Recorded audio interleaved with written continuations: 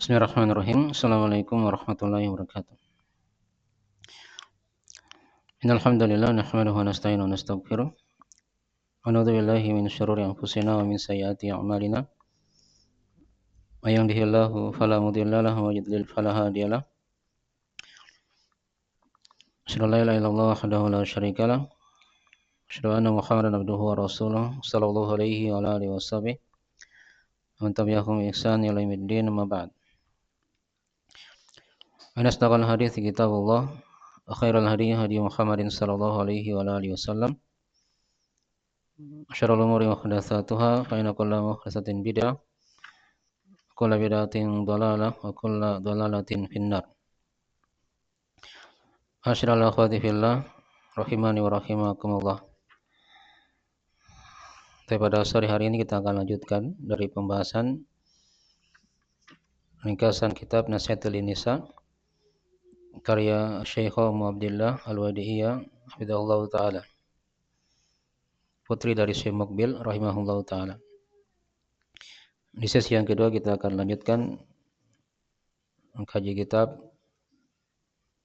Al-Qawaidul Arba'ah, 4 kaidah dalam mengenal tauhid dan kesyirikan, karya Syekh Muhammad bin Abdul Wahhab bin Sulaiman At-Tamimi An-Najdi rahimahullah taala. Di kitab Nasihatul Nisa kita masih berada di penyakit lisan yang keempat, seputar masalah an-namimah, mengadu domba atau provokasi. Ini penyakit yang berbahaya dari penyakit-penyakit yang ada pada lisan dan banyak menimpa bagi para wanita. Oleh karena itu penulis di sini mengkhususkan pembahasan ini untuk dijadikan sebagai pelajaran dan peringatan agar dijauhi, karena namimah ini sudah diterangkan sebagian dari bahayanya, ya. Dia merupakan sebab siksaan di alam kubur. Berikutnya beliau terangkan bahaya namimah yang lain lagi, ya, di halaman 40 sampai 45, ya. Dan berlanjut sampai ke 46 dari buku panduannya. Kata beliau hafizahullah taala, mas'alatun namimati mas'alatun khatirah tufsidu bainas shadiqaini wa bainar rawabit al-qawiyyah. Masalah namimah adalah masalah yang sangat berbahaya, bisa merusak antara dua sahabat dan antara ikatan-ikatan yang kuat. Wala tas'a bainas sahibaini namimatan fali ajliha tabaghadul khillani. Kata seorang penyair, dan janganlah engkau berusaha menyebar namimah di antara dua sahabat, karena dengan sebab itu dua orang yang saling berteman akan saling bermusuhan. Dan namimah ini digolongkan dari perbuatan merusak, ya, di muka bumi. Karena kata beliau hafizahullah taala, fahiya min sya'niha al-ifsad wal adawah. Wa qad nahallahu 'anil ifsadi faqala wala ta'thaw fil ardi mufsidin. Dan namimah ini dari perkaranya dia merupakan kerusakan dan permusuhan. Dan sesungguhnya Allah telah melarang dari kerusakan. Allah telah berfirman, dan janganlah kalian melakukan kerusakan di muka bumi. Ya. Wal mufsidu la yuhibbuhullah. Qala ta'ala, wa la tabghil fasada fil ard. Innallaha la yuhibbul mufsidin. Dan orang yang merusak itu tidak akan dicintai oleh Allah. Allah Ta'ala berfirman, dan janganlah engkau mencari kerusakan di muka bumi. Sesungguhnya Allah tidaklah mencintai orang-orang yang merusak. Ini sifatnya umum ya. Dan namimah masuk situ. Masuk dalam kerusakan. Jadi sebaliknya, dalam agama ini diperintah untuk memperbaiki, ya, melakukan perbaikan di tengah manusia. Itu dari tujuan diutusnya Nabi dan Rasul. Sebaliknya, kalau dilarang dari melakukan kerusakan, maka Allah Ta'ala memerintah untuk melakukan perbaikan di muka bumi. Dan diterangkan, kata beliau, balaqad amarallahu bil islah fattaqullaha wa aslihu dzata bainikum. Bahkan Allah telah memerintah untuk melakukan perbaikan, ya. Maka bertakwalah kepada Allah dan perbaikilah hubungan di antara kalian. Wa qala wa in ta'ifatani minal mu'minina qatatalu fa aslihu bainahuma. Dan Allah Ta'ala berfirman, jika ada dua kelompok dari kaum mukminin berperang, ya, maka damaikanlah di antara keduanya. Wa qala la khaira fi katsirin min najwahum illa man amara bi sadaqatin aw ma'rufin aw islahin bainan nas. Wa may yaf'al dzalika ibtigha'a mardatillahi fasawfa nu'tihi ajran 'azima.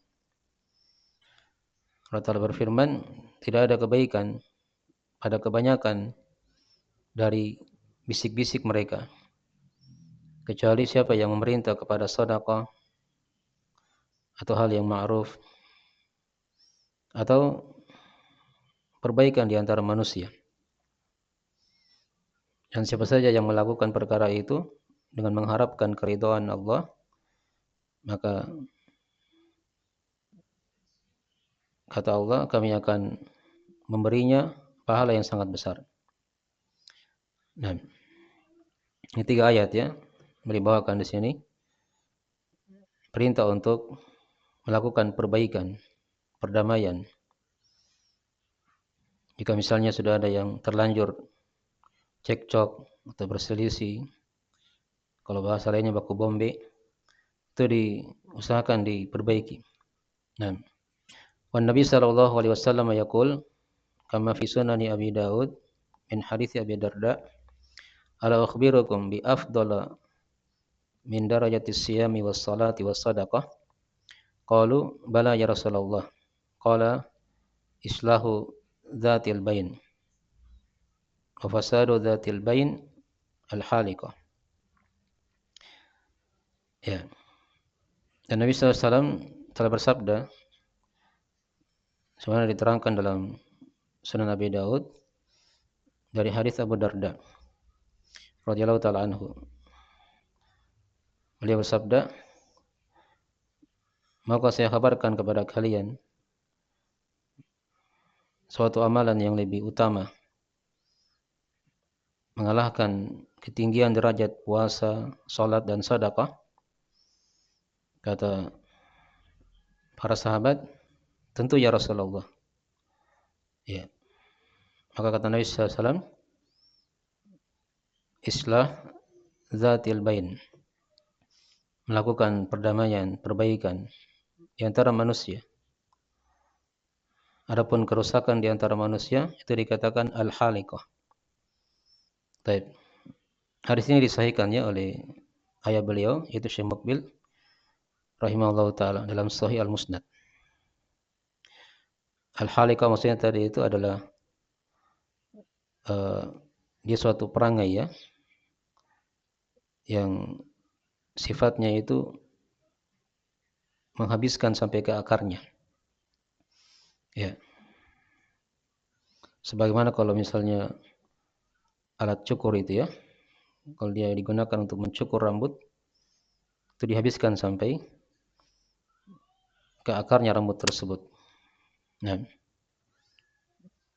itu yang dikatakan al-haliqah, perumpamaan orang yang melakukan kerusakan di antara manusia. Ya. Ada juga yang mengatakan di antara maknanya adalah qati'atir rahim, wat-tadhalum. Di antara maknanya juga ada yang mengatakan dia pemutus silaturahim dan orang yang saling menzalimi. Baik. Ya, jadi ini dari sebagian pembahasannya seputar masalah namimah. Menulis Allah Ta'ala menjelaskan di antara bahayanya namimah ini dari perbuatan kerusakan di muka bumi. Yang tadi sudah diterangkan larangan dari berbuat kerusakan, dan Allah tidaklah mencintai orang-orang yang berbuat kerusakan. Bahkan justru sebaliknya diperintah untuk melakukan perbaikan, ya, perdamaian di antara manusia. Dan kalau seorang berada di atas dasar pijakan ini, itu merupakan sebab-sebab keberkahan di suatu daerah, suatu negeri, dihindarkan dari musibah dan malapetaka. Ya, terang dalam ayat Al-Qur'anul Karim. Wa ma kana rabbuka liyuhlikal qura bidzulmin wa ahluha muslihun. Dan tidaklah Rabbmu membinasakan, ya, suatu negeri dengan sebab kezaliman yang mereka perbuat, sedangkan penduduk negeri itu masih melakukan perbaikan. Ya, dan mana perbaikan itu luas. Di antaranya perbaikan tersebut yaitu dia mendamaikan di antara dua pihak misalnya yang saling berselisih. Ya, dan juga pengajaran ilmu agama itu merupakan bentuk-bentuk perbaikan. Dijamin oleh Allah tidak akan turun musibah sepanjang di daerah itu masih ada orang-orang yang melakukan perbaikan. Ya, masih ada orang-orang yang melakukan perbaikan. Dia perbaiki manusia. Nah, ini pentingnya dari majelis ilmu, ya, di suatu daerah. Dari sebab-sebab yang dengannya Allah akan menahan musibah itu. Lihat contohnya di masa Nabi SAW saat beliau di Mekah. Orang-orang kafir itu sudah menantang Allah agar diturunkan hujan batu dari langit. Ya. Tapi Allah tidak menurunkan hujan batu tersebut. Apa sebabnya? Karena di tengah-tengah mereka masih ada Nabi dan para sahabat. Ya. Diterangkan dalam Al-Qur'anul Karim, "Wa ma kana Allahu liyu'adzibahum wa anta fihim. Wa ma kana Allahu mu'adzibahum wa hum yastaghfirun." Tidaklah Allah menyiksa mereka, orang-orang kafir itu, sementara engkau Muhammad masih berada di situ.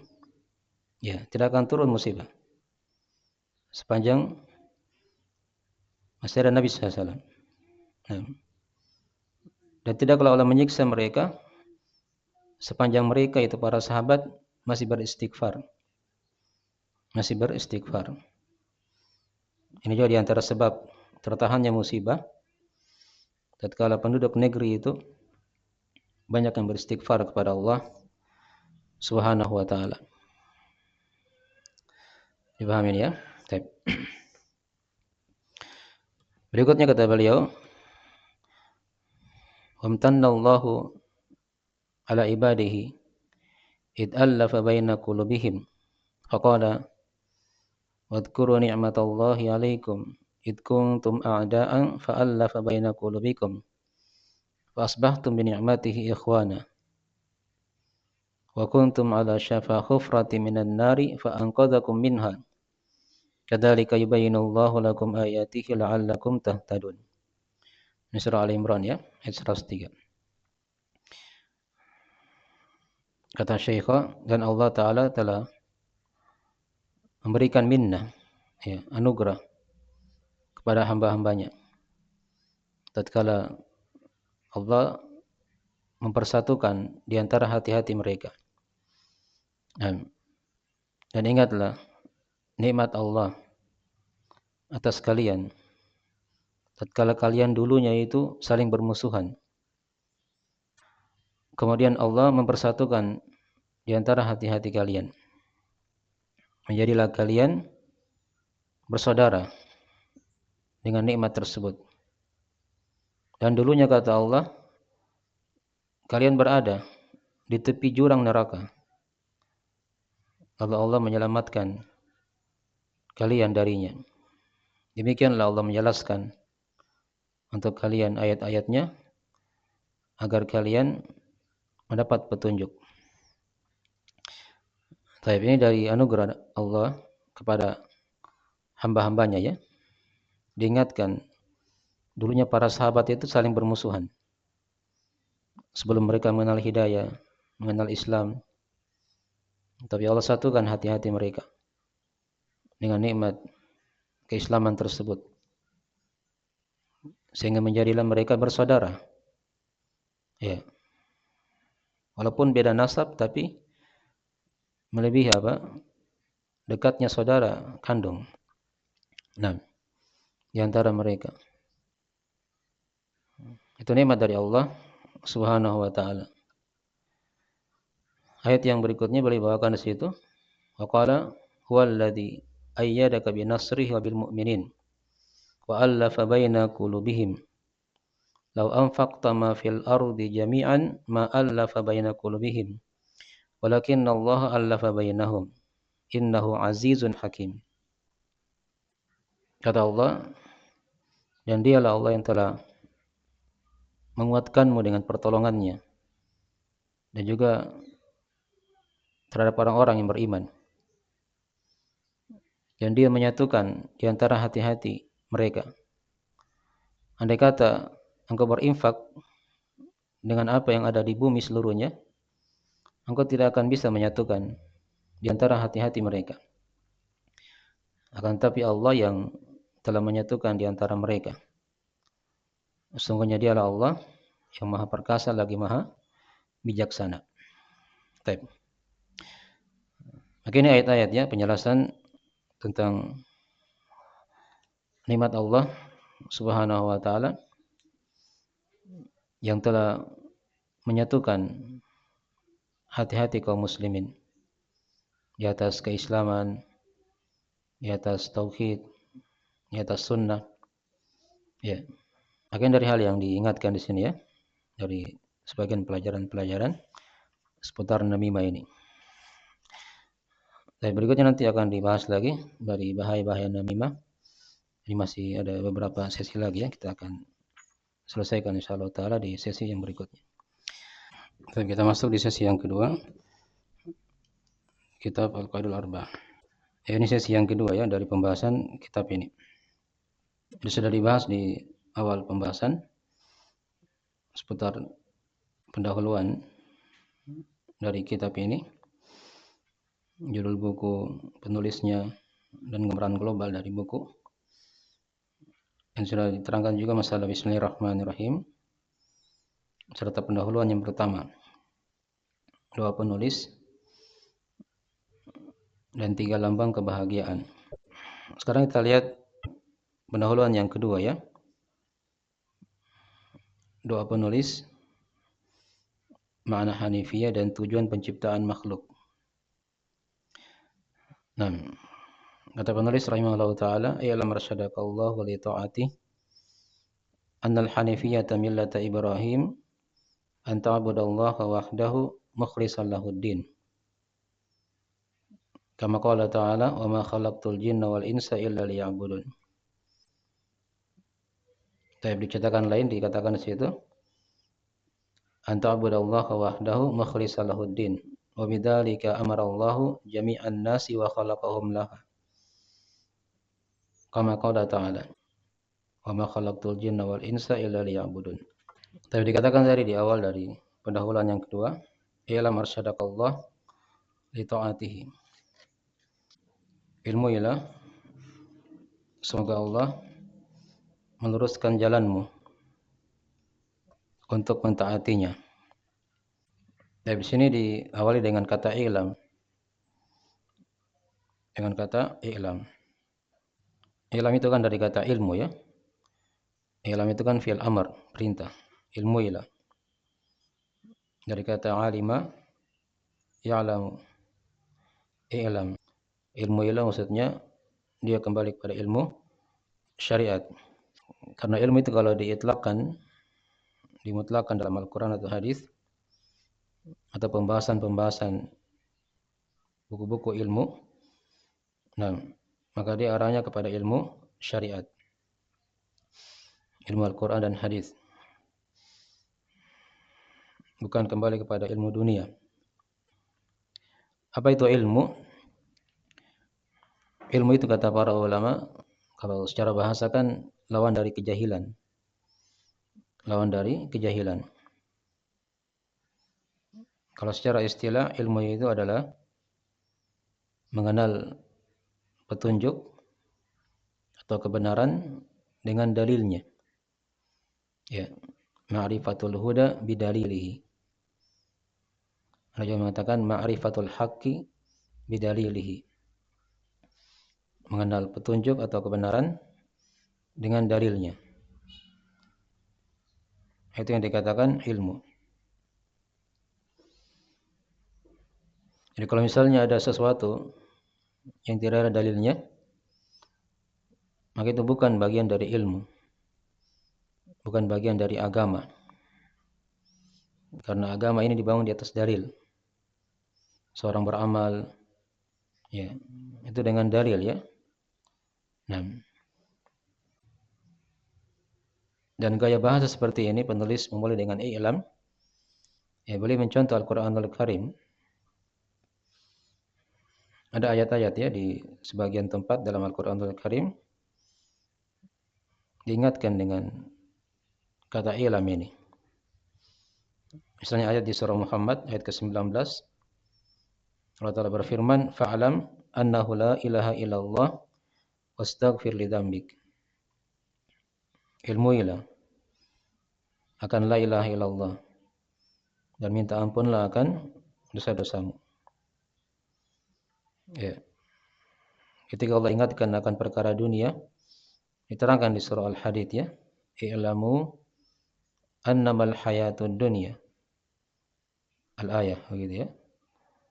Ketahuilah, ilmuilah bahwasanya kehidupan dunia itu begini dan begini. Diterangkan. Nah, dimulai dengan kata ilmu. Dengan kata ilmu. Dan ada ayat-ayat yang lain dalam masalah ini mirip seperti itu ya. Ketika akan diingatkan akan perkara yang penting, maka dimulai dengan kata ilmu. I'lam. Kemudian arsyadakallah. Semoga Allah memberimu petunjuk atau meluruskan jalanmu. Ya, ini dari kata ar-rusyd. Ya. Ar-rusyd itu artinya penggabungan antara ilmu dan amalan. Ya. Penggabungan antara ilmu dan amalan. Jadi kalau bahasa lainnya di situ, ilmu ialah semoga Allah meluruskan jalanmu untuk berilmu dan beramal. Ya. Untuk mentaatinya. Ya. Apa itu taat? Ketaatan itu kan seorang dia melakukan perintah dan menjauhi larangan dengan dasar ilmu semuanya. Dia lakukan perintah karena mengharap pahala Allah. Dia menjauhi larangan karena takut akan siksaan Allah. Itu kan ketaatan. Dan seluruhnya dibangun di atas ilmu. Dibangun di atas ilmu. Dan manusia itu, kata para ulama, terbagi tiga. Itu diterangkan di surah Al-Fatihah ya, oleh Allah Subhanahu wa ta'ala. Ihdinas siratal mustaqim, siratal ladzina an'amta 'alaihim ghairil maghdubi 'alaihim waladdallin. Tunjukilah kami jalan yang lurus. Itu jalannya orang-orang yang telah beri nikmat atas mereka, dari jalannya para nabi, ya, para rasul, as-siddiqin, orang-orang yang jujur, syuhada, orang-orang mati syahid, dan as-salihin. Itu siratal ladzina an'amta 'alaihim. Diterangkan di ayat yang lain. Dan itulah jalan orang-orang yang mendapat petunjuk tadi. Dikatakan rasyid. Nah, tatkala mereka berilmu dan beramal dengan ilmunya. Kemudian diterangkan dua jalan yang menyimpang. Ghairil maghdubi 'alaihim waladdallin. Bukan jalannya orang yang dimurkai atas mereka. Itulah orang-orang Yahudi dan yang semisal dengan mereka. Orang Yahudi dimaklumi ya. Mereka berilmu tapi tidak beramal. Itulah orang yang ghawun. Kemudian yang ketiga waladdallin. Bukan jalannya orang yang tersesat. Ya, ini orang-orang Nasara. Dan yang semisal dengan mereka. Tatkala mereka beramal tanpa ilmu. Ya. Mereka beramal tanpa ilmu. Tapi golongan yang pertama tadi dikatakan dia rasyidun atau rasyid. Itu diterangkan dalam surah Al-Hujurat ya. Di ayat yang ke-7. Ulaika humur rasyidun. Mereka itulah orang-orang yang rasyid. Yang mendapat petunjuk. Yang mendapat petunjuk. Nah, adapun ayat yang menjelaskan secara khusus golongan yang kedua tadi, yaitu orang yang ghawin, diterangkan di surah Al-A'raf ayat 175. Ya. Watlu alaihim naba'al ladzi atainahu ayatina fansalakha minha fa'atba'ahu syaitanu fakana minal ghawin. Dan bacakanlah kepada mereka berita orang-orang yang telah kami beri ayat-ayat kami. Kemudian dia melepaskannya. Lalu diikuti oleh syaitan. Fakana minal ghawin. Maka dia menjadi orang-orang yang menyimpang. Nah, sudah datang padanya ayat-ayat Allah, dia tahu itu ayat-ayat Allah. Dia tahu agama. Tapi dia sengaja melupakannya. Nah, diikuti oleh syaitan. Maka menjadilah dia dari golongan orang-orang yang ghawin. Yang mengenal kebenaran, tapi dia tidak beramal dengan ilmu itu. Adapun yang ketiga tadi diterangkan di surah Al-Fatihah ya. Nah, ghairil maghdubi 'alaihim waladdallin. Jadi ini tiga golongan manusia ya. Dikatakan tadi di matanya, "Ilam arsyadakallah li ta'atihi." Annal hanifiyata millata Ibrahim. Sesungguhnya al-hanifiyah agama Nabi Ibrahim an ta'budallaha wahdahu mukhlishan lahuddin. Wa bidzalika amarallahu jami'an nasi wa khalaqahum laha. Apa itu agama Nabi Ibrahim? Yaitu engkau menyembah Allah semata dalam keadaan mengikhlaskan untuknya agama. Dan dengan perkara itulah Allah memerintah seluruh manusia dan menciptakan mereka. Nah, sekarang yang akan dibahas masalah Al-Hanifiyah. Apa itu makna Al-Hanifiyah? Al-Hanifiyah kan dari kata Al-Hanif, yang lurus, yang condong pada sesuatu. Itu secara bahasa ya. Adapun secara istilah, Al-Hanifiyah itu ada dua makna. Ada dua makna. Ada yang bermakna umum, ada yang bermakna khusus. Kalau yang bermakna umum, Al-Hanifiyah, dia bermakna keislaman itu sendiri. Adapun yang bermakna khusus, Hanifiyah itu artinya menghadap kepada Allah dengan tauhid, condong kepadanya, dan berpaling dari kesyirikan. Di sini Syekh rahimahullah taala ketika memberikan definisi al-hanifiyah, ya, mengarah pada mana yang khusus, yaitu engkau beribadah kepada Allah semata dengan mengikhlaskan agama itu hanya untuknya. Ya, ya kalau sudah dikatakan dia ikhlaskan agama, maka tentunya dia berlepas diri dari kesyirikan dan para pelakunya. Walaupun dari mana itu juga tercakup makna keislaman, ya. Sudah tercakup juga makna keislaman. Baik, ini dari makna al-hanifiyah. Millata Ibrahim, agama Nabi Ibrahim. Baik, mungkin sekarang ada yang bertanya, kenapa di sini Syekh membawakan agama Nabi Ibrahim? Kenapa bukan dibawakan agama Nabi Muhammad? Ya, beliau membawakan agama Nabi Ibrahim itu dengan beberapa sebab. Diterangkan oleh para ulama, ya. Yang pertama, karena seluruh nabi dan rasul yang diutus di muka bumi ini setelah Nabi Nuh alaihissalam, ya, maksudnya itu mereka mengenal Nabi Ibrahim alaihissalam. Atau kalau bahasa lainnya, Nabi Ibrahim itu adalah ayahnya para nabi dan rasul. Ya. Dari situlah bercabang banyak nabi dan rasul. Nabi Ibrahim itu kan punya dua istri. Ya. Ada Hajar, ada Sarah. Nah, Hajar ini di Mekah dan Sarah itu di Filistin, ya, di Syam. Dari Hajar ini lahir di situ Nabi Ismail alaihissalam. Terus berujung sampai kepada Nabi kita Nabi Muhammad sallallahu alaihi wasallam. Itu garis keturunannya.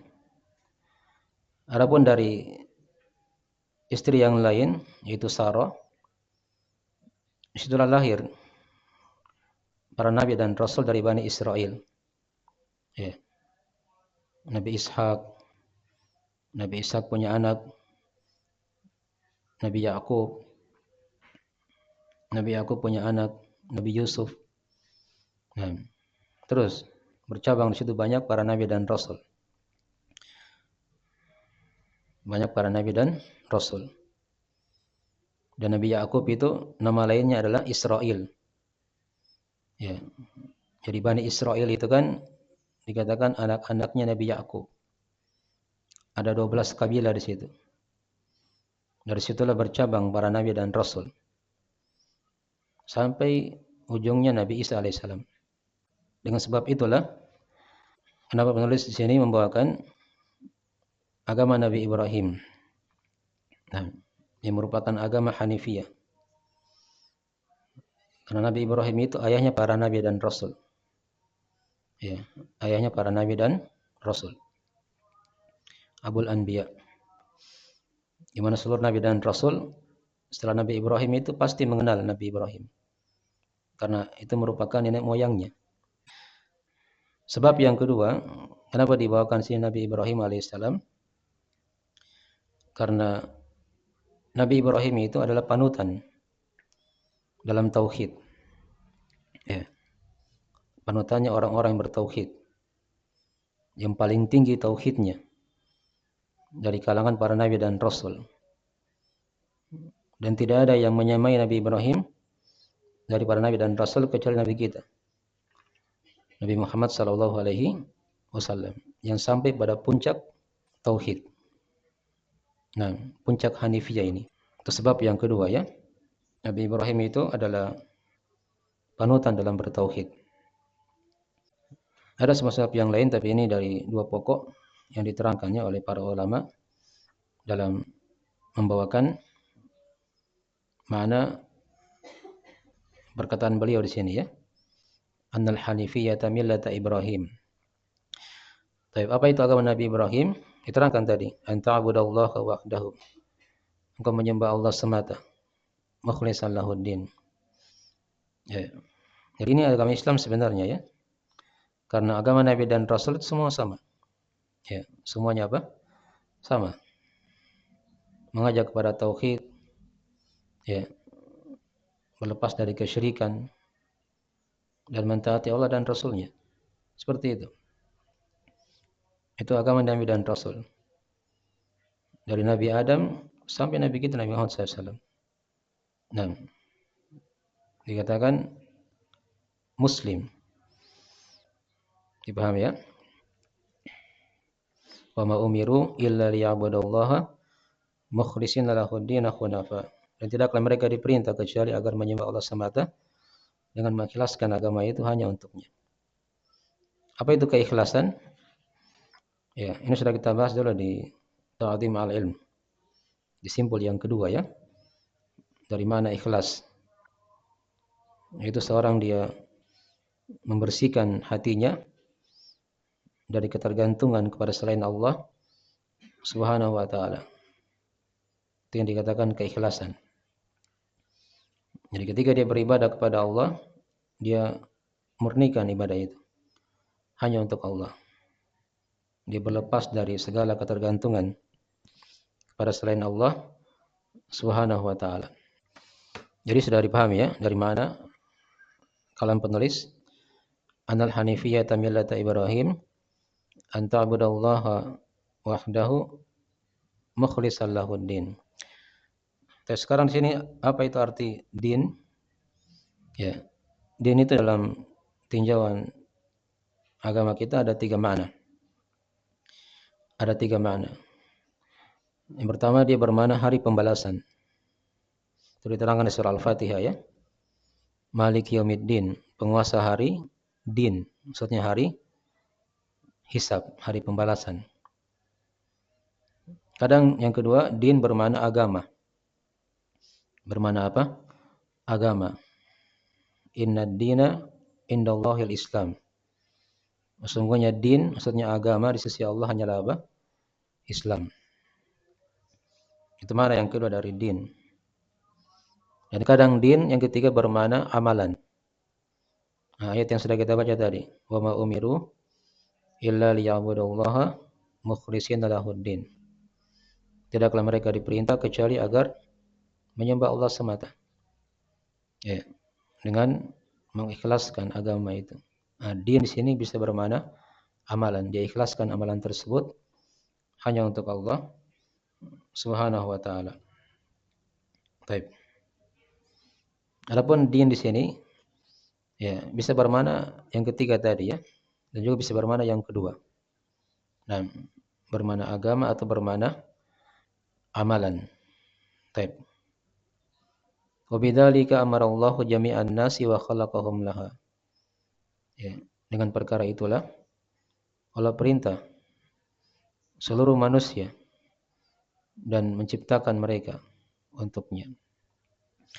Baik, di sini kata an-nas maksudnya di sini manusia dan jin ya. Karena yang diberi taklif itu beban syariat adalah jin dan manusia. Ya. Oleh karena itu beliau bawakan di situ ayat yang sering kita dengarkan ya di surah Az-Zariyat. Kama qala ta'ala, "Wa ma khalaqtul jinna wal insa illa liya'budun." Nah, sebagaimana Allah Ta'ala berfirman, dan tidaklah aku menciptakan jin dan manusia kecuali agar mereka beribadah kepadaku. Ya. Baik. Jin dimaklumi ya.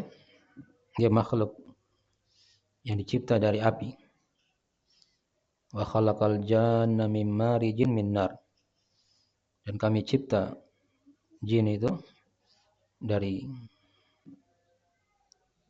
api yang berkorbar. Adapun manusia dimaklumi, yaitu makhluk yang dicipta dari tanah. Nah, dua ini yang dibebani syariat. Dipahami ya? Adapun malaikat, hewan, tumbuhan itu tidak ada. Nah, illa liya'budun, kecuali agar mereka menyembahku, beribadah kepadaku. Baik.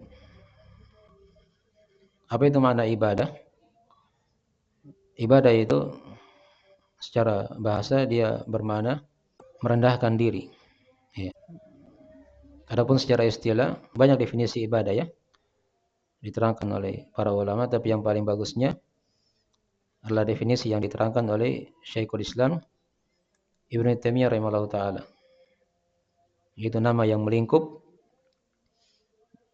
apa saja yang dicintai dan diridhai oleh Allah dari perkataan atau perbuatan yang tampak dan tersembunyi. Itu yang dikatakan ibadah. Ya, nama yang melingkup, suatu istilah yang mencakup, yang melingkup segala yang dicintai dan diridhai oleh Allah, baik itu perkataan ataupun perbuatan yang tampak ataupun yang tersembunyi. Jadi ciri suatu ibadah itu ketika dia dicintai dan diridhai oleh Allah. Nah, sekarang bagaimana caranya ditahu perkara itu dicintai diridhai oleh Allah? Nah, dilihat kalau di situ ada perintah atau anjuran, itu berarti tandanya dicintai dan diridhai oleh Allah. Contoh misalnya salat. Ya. Dalam Al-Qur'an kan tidak ada di situ dikatakan salat adalah ibadah. Di hadis juga tidak ada seperti itu. Salat adalah ibadah. Tapi kita tahu dia ibadah karena diperintah oleh Allah. Misalnya kan waqimus shalah, tegakkanlah salat. Ya demikian pula zakat, ada perintah dari Allah kan? Ada perintah berarti dicintai oleh Allah. Dicintai, diridhai maka dia pasti ibadah. Jadi manusia dan jin dicipta oleh Allah untuk beribadah kepadanya. Dan ada kaidah dalam masalah ini ya, diterangkan oleh Ibnu Abbas radhiyallahu taala anhuma. Setiap kali lewat lafaz ibadah dalam Al-Qur'anul Karim, ayat-ayat untuk beribadah, perintah untuk beribadah, maka itu artinya tauhid. Itu artinya apa? Tauhid. Mengesahkan Allah Subhanahu wa taala dalam ibadah. Nanti akan diterangkan ya apa itu tauhid di penggalan pendahuluan yang lain setelah ini ya. Baik. Dan ayat ini diterangkan oleh para ulama ada beberapa makna ya. Wa ma khalaqtul jinna wal insa illa liya'budun. Tidaklah aku menciptakan jin dan manusia kecuali agar mereka menyembahku. Ada yang mengatakan seperti yang dikatakan tadi oleh Ibnu Abbas, agar mereka mentauhidkanku, ya, memurnikan ibadah. Ada penafsiran yang lain lagi, agar mereka mengenalku kata Allah. Ya. Ada penafsiran yang lain lagi yang ketiga, agar mereka menetapkan ibadah kepadaku. Ya. Itu mana-mana ayat ya. Diterangkan oleh ahli tafsir. Diterangkan oleh ahli tafsir. Baik. Ya, ini sebagian dari pembahasan-pembahasan yang bisa diterangkan pada pendahuluan yang kedua dari kitab Al-Qawaidul Arba'ah. Kita lihat di diktatnya ya. Itu ada sub-sub pembahasan yang diterangkan oleh Al-Ustadz Al-Qarnain hafizahullah taala. Lihat di halaman 10 ya. Dari kesimpulan pembahasan yang sudah kita bahas. Pertama di situ kan diterangkan anjuran untuk belajar dan mengetahui. Tadi ya dipetik dari kata apa? I'lam. Ilmuilah, ketahuilah. Dan yang kedua doa kelurusan jalan di atas ketaatan. Dari lafaz apa tadi? Arsyadakallah li taati. Yang ketiga makna hanifiyah. Tadi sudah diterangkan ya. Apa itu makna hanifiyah? Dan yang keempat penjelasan bahwasanya hanifiyah adalah agama Nabi Ibrahim dan seluruh nabi. Ya. Dari hanifiyah ini Islam dia merupakan agama Nabi Ibrahim dan seluruh nabi dan rasul. Nah, dalam artian Islam yang bermakna apa? Umum. Yang kelima, tujuan penciptaan jin dan manusia. Tadi sudah diterangkan ya. Pada ayat wa ma khalaqtul jinna wal insa illa liya'budun. Dan yang keenam, definisi ibadah. Tadi sudah diterangkan. Ya. Masalah yang ke-7, ke-8 sampai ke-12 nanti kita akan bahas insyaallah taala di sesi yang berikutnya ya. Nah, di sesi yang berikutnya. Baik. Jadi dari ringkasan pembahasan untuk mukadimah yang kedua dari kitab Al-Qawaidul Arba'ah. Ya, saya kira itu dulu ya dari akhir majelis. Kita akhiri majelisnya. Jika ada kurang mohon dimaafkan. Nah, subhanallah hamdik. Asyhadu an la ilaha illa anta astaghfiruka wa atubu ilaik. Assalamualaikum warahmatullahi wabarakatuh.